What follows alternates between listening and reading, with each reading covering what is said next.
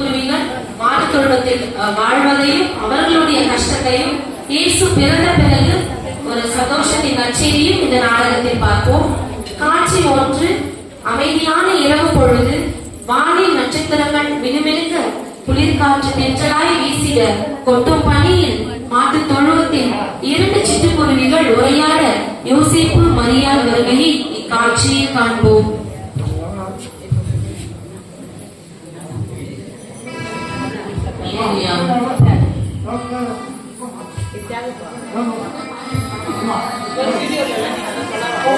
மீனு, உனக்கு ஒரு நற்செய்தி தெரியுமா?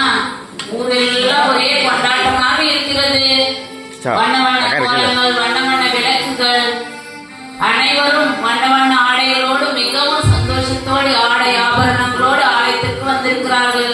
சந்தோஷமாக கலகலப்பாக இருக்கிறார்கள். நாமோ இந்த மாட்டு தொழுவத்திலே வாழ்ந்து கொண்டிருக்கிறோம். நம்முடைய நிலைமையை பார்த்தாயா? ஆமாரேனோ, இந்த தொழுவத்தை விட்டு வேற எங்கு செல்வது? நம் கூடும் இங்குதான் உள்ளது. இந்த இடம் மிகவும் அமைதியாக உள்ளது. ஆமாம் மீனு, மற்ற பறவைகளை பார்த்தால் அவைகள் எல்லாம் உயரமான மரங்களிலும் ஆலமரம், அரச மரம் என்று பல இடங்களில் கூடு கட்டுகிறது.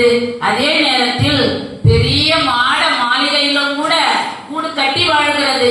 நம்முடைய வாழ்க்கையோ இந்த மாட்டு தொழுவத்தில் தான் இருக்கிறது. கவலைப்படாதே ரீனோ, என்றோ ஒரு நாள் நம் நிலை மாறும். வா, நாம் இடத்திலே செல்வோம்.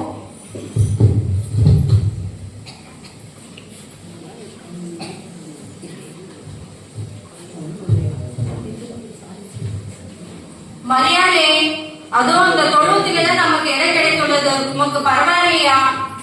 பரவாயில்லை யோசேப்பே, நாம் இங்கே தங்கி கொள்ளலாம். காட்சி 2. விண்ணை விட்டு மண்ணுலகிற்கு மானிடனாய் ஏழ்மை கோலமாய் ஒரு ராஜா தலை சாய்க்க இடமில்லாமல் மாட்டு தொழுவத்தில் மானிடனாய் பிறகு போகிறதையும் ரீனு, மீனு, மரியாள் மற்றும் யோசேப்பு உரையாடலையும் இக்காட்சியில் காண்போம்.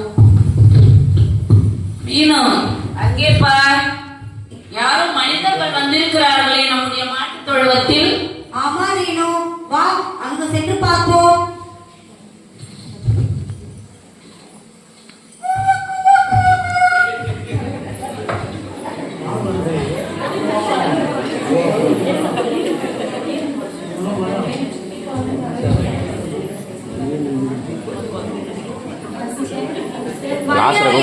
தேவதூதன் சொன்னது போல நமக்கு ஒரு மேசியா பிறந்திருக்கிறார்.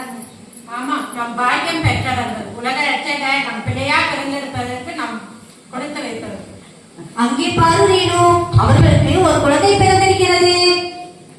ஆமாம் ஆமாம் மீனு, அந்த குழந்தை மிகவும் அழகாக இருக்கிறது. அதை சுற்றிலும் மிகவும் பிரகாசமாக காணப்படுகிறது. ஆமாம் ரீனோ, எனக்கு ஒன்று தோன்றுகிறது. இந்த உலகத்திற்கே நல்லது நடக்கும் என்ற உணர்வு ஏற்படுகிறது ரீனோ. அப்படியா? இரு, இதை பற்றி நாம் அறிந்து கொள்வோம். காட்சி 3. கொட்டும் பனியில், குளிரில், வெட்ட வெளியில், அழகான ராத்திரியில் மெய்ப்பர்கள் மந்தையை காத்துக் கொண்டிருப்பதையும் தேவதூதன் தோன்றுவதையும் மெய்ப்பர்களுக்கான நற்செய்தியையும் இக்காட்சியில் காண்போம். என்ன, இந்த இரவு மிகவும் வித்தியாசமாய் இருக்கிறது. ஆமா, இன்று இரவு இங்கெல்லாம் விழுத்திருந்து இருக்கின்றோம்.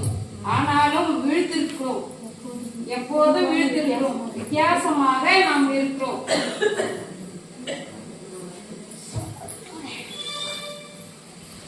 பயப்படாதிருங்கள், இதோ எல்லா ஜனத்துக்கும் மிகுந்த சந்தோஷத்தை உண்டாக்கும் நற்செய்தி நான் உங்களுக்கு அறிவிக்கிறேன்.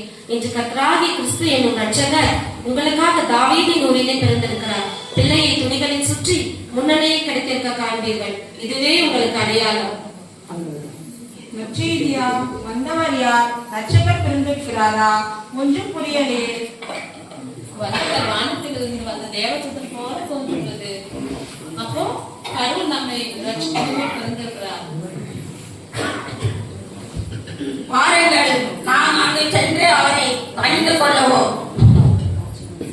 காட்சி 4. மனுவேலன் தெய்வகுமாரன் அமைதியாய் சாந்தரூபமாய் இருக்கும் இம்மானுவேலை மாட்டுத் தொழுவத்தில் முன்னணி உணர்வையும் அங்கு நடக்கும் உரையாடலையும் இக்காட்சியில் காண்போம். யார் நீங்கள் இங்கு வந்திருக்கிறீர்கள்? நாங்கள் மேய்ப்பர்கள் வயல்களில் தங்கி மந்தைகளை காத்துக் கொண்டிருந்தோம். தேவதூதர் தோன்றி கர்த்தராகிய கிறிஸ்து தாவீதின் ஊரில் பிறந்திருக்கிறார் என்று அவரை பணிந்து கொள்ள வந்தோம். இதோ கர்த்தராகிய கிறிஸ்து வந்தமைக்கு நன்றி. ராஜா வந்திருக்கிறார், எல்லோரும் கொண்டாடுவோம், கைதட்டி நாம் பாடுவோம். இயேசு ராஜா வந்திருக்கிறார், எல்லோரும் கொண்டாடுவோம், கைதட்டி நாம் பாடுவோம். கொண்டாடுவோம், கொண்டாடுவோம், கவலைகள் மறந்து நாம் பாடுவோம். கொண்டாடுவோம், கொண்டாடுவோம், கவலைகள் மறந்து நாம் பாடுவோம். இயேசு ராஜா வந்திருக்கிறார், எல்லோரும் கொண்டாடுவோம், கைதட்டி நாம் பாடுவோம். மீனு, என்ன மனிதர்கள் வந்திருக்கிறார்கள் மாட்டுத் தொழுவத்திற்கு? ஆமாம் ரீனு, கர்த்தர் பிறந்திருக்கிறார் என்று தேவதூதர் சொன்னதாக கூறுகிறார்கள். பிறந்திருப்பது கடவுளா? ஆமாம் ரீனு, கொஞ்சம் பொறு, என்ன நடக்கிறது என்று பார்ப்போம்.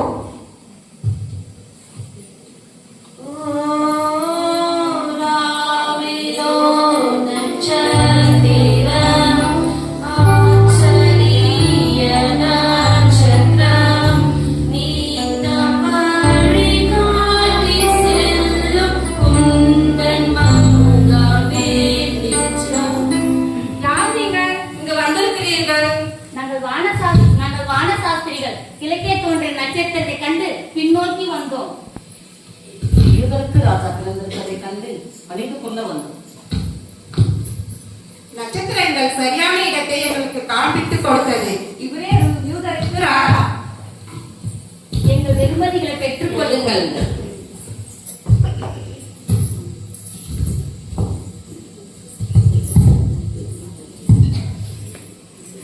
மீனு, பார்த்தாயா யூதருக்கு ராஜாவாக பிறந்திருக்கிறார்? ஆமாம் ரீனு, எங்கெங்கோ இருந்தவர்கள் எல்லாம் குழந்தையை பணிந்து கொள்ள இவ்வளவு தூரம் வந்திருக்கிறார்கள். ஆமாம் மீனு, கடவுள் தான் பூமியில் பிறந்திருக்கிறார், ராஜாவாக பிறந்திருக்கிறார், நம்ம எல்லாருக்காகவும் பிறந்திருக்கிறார். நாம் இந்த மாட்டுத் தொழுவத்தில் பிறந்திருக்கிறாரே.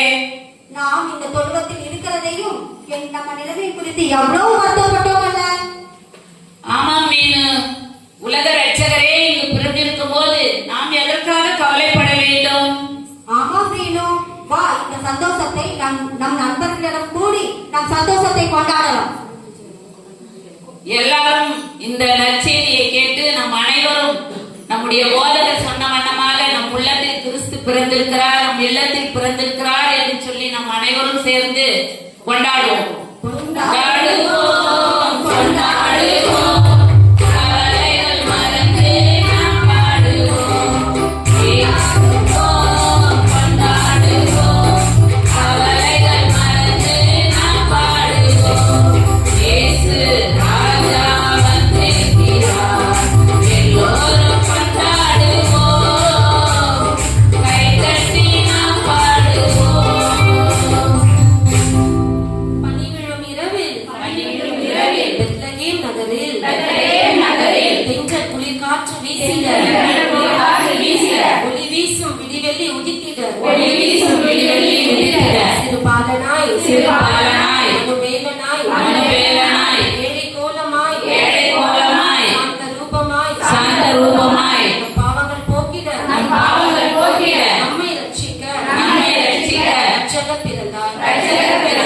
ஏசாயா 9:6 வசனத்தின்படி நமக்கு ஒரு பாலகன் பிறந்தார், நமக்கு ஒரு குமாரன் கொடுக்கப்பட்டார், கர்த்தத்துவம் அவர் தோளின் மேல் இருக்கும். அவர் நாமம் அதிசயமானவர், ஆலோசனை கர்த்தர், வல்லமுள்ள தேவன், நித்திய